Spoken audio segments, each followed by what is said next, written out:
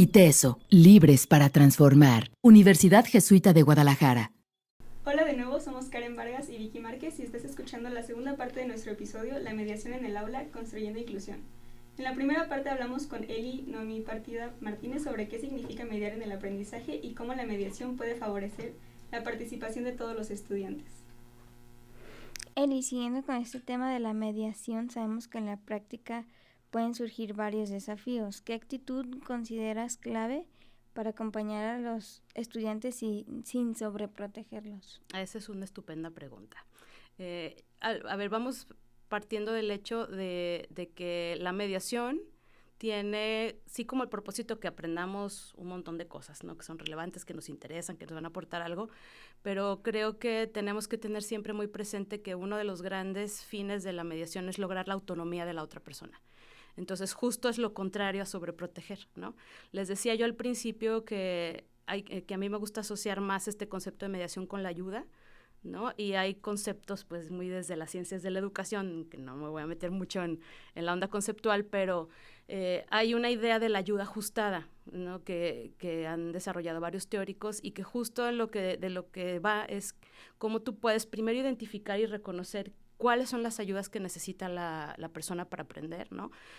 Partíamos de lo que decíamos en el bloque anterior, qué necesidades tiene, qué intereses, qué potencialidades, qué habilidades, qué experiencias, como para hacer un mapa, ¿no? Yo lo quiero llamar así, de con qué contamos y dónde están las posibles dificultades, y no solo las dificultades, sino también dónde está el potencial, ¿no? Es decir, en dónde estamos en este momento, cuál es nuestro escenario real, de dónde partimos y hacia dónde queremos llegar. Siempre tiene que haber un hacia dónde, ¿no? Hacia dónde está el potencial que tenemos como un grupo, por ejemplo, pero también cada una de las personas de ahorita estás aquí y tú puedes llegar solo hasta este punto, pero lo importante es que tú puedas avanzar en ese proceso, pues eso es el aprendizaje finalmente, ¿no? Avanzar en este proceso, y entonces la medida que podemos poner es, a ver, a lo mejor para llegar a este lugar que es tu posibilidad, tu escenario de posibilidad, tú necesitas en un principio ciertas ayudas, un acompañamiento, ciertos apoyos, que hay de muchísimos tipos, ¿no? Ya si nos clavamos en la parte más profesional de la mediación, en esta intencionalidad hay muchas estrategias, muchas herramientas, muchos recursos de los que uno se puede valer para acompañar a las personas en ese camino hacia la posibilidad, ¿no? Pero lo importante es saber en qué momento ofrecer esa ayuda y en qué momento retirarla, porque luego el problema es que, y creo que eso tiene que ver con lo que me preguntabas, que sí podemos estar ofreciendo ayudas o que ya no se necesitan, ¿no? O que es a nosotros mismos a los que nos cuesta trabajo retirarla, y entonces porque pensamos, creo que es una idea errónea de mediación, que yo tengo que estar ahí todo el tiempo. Y a veces hay que saber en qué momento retirar las ayudas, retirarnos nosotros, porque incluso podemos estar estorbando más de lo que estamos ayudando. En clase con mis estudiantes yo suelo hacer como una metáfora, ¿no? Si alguien se ha roto un hueso, que siempre hay alguien que se ha roto un hueso en la vida, pues lo primero que te hacen es ponerte un yeso, ¿no? Entonces, eso es una ayuda ajustada. En ese momento, tú necesitas sanar la parte física, un hueso que está roto, y entonces el yeso te ayuda a inmovilizar para que ese proceso de sanación pueda ocurrir. Pero entonces lo que ocurre es que los doctores tienen muy claro en cuánto tiempo puedes sanar ese hueso, y lo que pasa después es que te quitan el yeso, ¿no? Si no te hacen eso, si no te quitan y no te retiran el yeso, o te ponen un yeso incorrectamente, o te lo dejan ahí, al final, más que ayudarte, te termina perjudicando, ¿no? Entonces, esa metáfora sirve mucho para pensar en la mediación.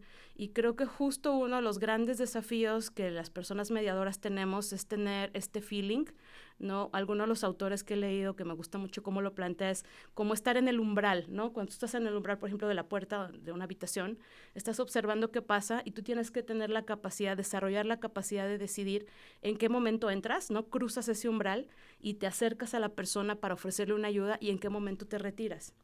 Y ahí la medida es cómo estar sin asumir un rol como de control, ¿no? De esa autoridad de que siempre tengo que estar yo aquí, y si yo no estoy, esto no va a jalar, ¿no? Y tampoco estar tan alejado que de pronto desaparezcas, ¿no? Y entonces la persona se sienta sola, así, perdida, inquieta, ¿no? Ansiosa. Entonces es esta justa medida de saber cómo entro, en qué momento entro y en qué momento me retiro y me regreso otra vez al umbral, y ya te dejo solo haciendo cosas para que tú vayas experimentando también esta sensación de capacidad, ¿no? De competencia, de avance, de desarrollo, que además es muy motivante, ¿no?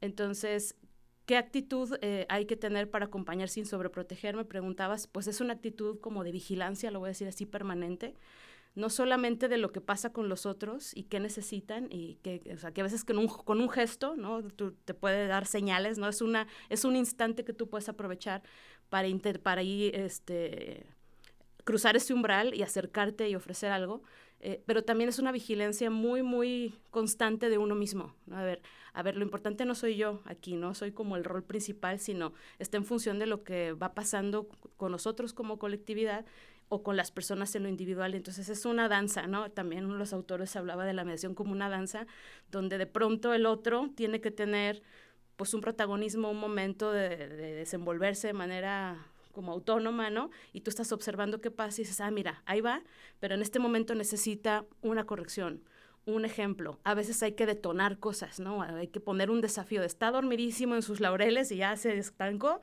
y no me voy a quedar yo en el umbral de la puerta viendo cómo eso sucede, ¿no? Entonces, ¿en qué momento entro yo para decir, ya puedes más? A ver, le aviento la pelota más lejos y el desafío va siendo cada vez mayor. Pues creo que el reto también es cuando tú tienes muchas personas, ¿no? ¿Cómo vas lidiando con eso? Porque volvíamos a la pregunta que me hacían antes, ¿no? Pues las personas somos diferentes y no todo el mundo necesita la misma ayuda, ni en el mismo grado, ni en el mismo momento.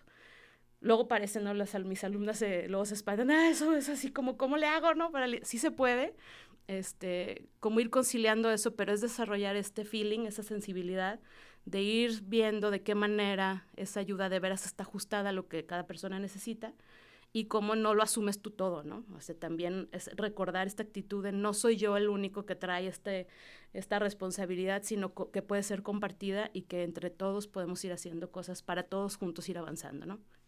Eso diría como muy en general.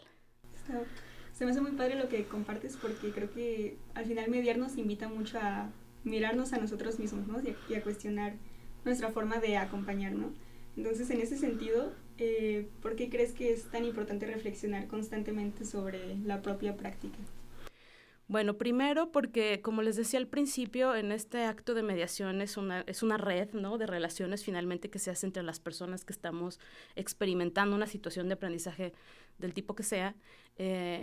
Y creo que una de las cosas que las personas que estamos teniendo esta práctica tenemos que estar como muy activas es cómo vamos aprendiendo cada vez más y cada vez mejor cómo aprenden los otros, ¿no? Entonces, por mucho que hayas estudiado, licenciaturas, maestrías, leído libros y demás, que obviamente es muy valioso, la experiencia te va ayudando a darte cuenta de qué se trata eso de aprender, cómo van transformándose las maneras de aprender.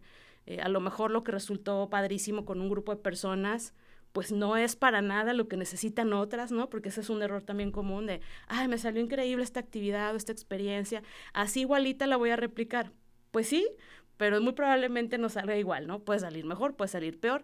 Finalmente, como estar vigilante de la propia práctica es recuperarla, ¿no? Creo que es muy importante ser profesionales reflexivos, que también es algo que les insisto mucho a mis estudiantes, porque la mediación no es un asunto técnico, ¿no? Como les decía, no es como, hay miles de libros y técnicas y estrategias y herramientas y lo que tú quieras, pero uno tiene que ir desarrollando un criterio precisamente para saber cómo usarlas, en qué momento usarlas, para qué sirven, ¿no? Y entonces eso te lo da la práctica, pero una práctica no reflexionada es una práctica no vivida, ¿no? Entonces tienes que poder detenerte y decir, a ver, ¿qué pasó aquí? ¿Cómo funcionó? ¿Con quién sí? ¿Con quién no? ¿Qué ajustes puedo hacer? ¿Qué tengo que hacer mañana? ¿Me tengo que regresar? ¿Con estos sí, con estos no? Entonces es un asunto permanente porque eso es lo que nos hace desde mi punto de vista profesionales, no técnicos que aplican estrategias, sino que te vas haciendo cada vez un experto, más experto en la mediación, en cómo se aprende y qué cosas permiten facilitar el aprendizaje, ¿no? Todos los factores que influyen, y no quedarte como estancado con un conjunto de acciones que repites una y otra vez y al que le funcionó bueno y al que no, ni modo, ¿no? Ahí veremos luego cómo te va en la vida.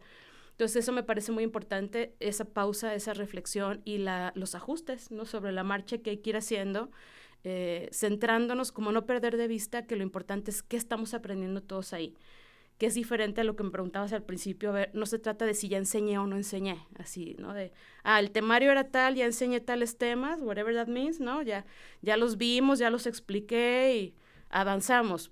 pues sí, pero aprendieron las personas, fue significativo para ellos, le encontraron un sentido, entonces no perdernos en esa idea de que enseñar es transmitir, es ver temas y es avanzar a lo que yo me imaginé y yo planeé, ¿no? O sea, tiene que ver muchísimo también con la flexibilidad y saber que son procesos vivos, los procesos de aprendizaje, no hay nada escrito, por más que está muy bien tener ciertas previsiones, una planeación, una intención educativa como muy clara, la realidad siempre se va a imponer y te va a exigir que te muevas, ¿no? Entonces, si tú te aprendes a mover, conforme la realidad te va pues pidiendo que te muevas, vas reflexionando sobre eso, te vas haciendo más experto, vas buscando otras maneras, vas encontrándole otros modos, pues te vas haciendo más profesional. Y pues también por eso digo que se influye mutuamente, porque tú aprendes muchísimo, ¿no? Aprendes mucho a cómo estar generando condiciones cada vez más propicias en el aprendizaje y reconociendo todo lo que hay ahí, ¿no? Emociones, experiencias, de todo un poco, ¿no?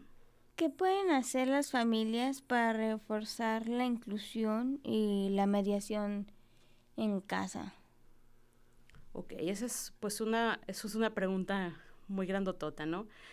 Pues yo creo que a partir como de los mismos principios que dije yo a lo largo de esta conversación, ¿no? Hay que reconocer que todas las personas somos distintas, que todos tenemos habilidades distintas, dificultades distintas, y cómo generar condiciones para que todos podamos aprender, ya sea en el entorno formal de la educación, de la escuela, pero también en casa, es cómo nos incluimos, pero de verdad, a ser parte de la experiencia, ¿no? Yo la verdad sí luego cuestiono mucho estos espacios que se ponen la etiqueta de incluyentes, ¿no? Y la inclusión llega hasta que te admití y ya, ¿no? Pero no se transforma nada en el entorno, no hay condiciones que tengamos que modificar para que sea un entorno propicio para las personas. Sí, no va más allá. Exacto, va mucho más allá. Y yo creo que en casa es lo mismo. Y me parece que esta pregunta que me hacías sobre acompañar sin sobreproteger es una manera clave para la inclusión, ¿no? O una persona se va a ver incluida, la persona que sea, con las características que sea, se va a vivir incluida en un entorno conforme es cada vez más capaz de hacer las cosas por sí misma, aunque sean cosas muy simples, ¿no?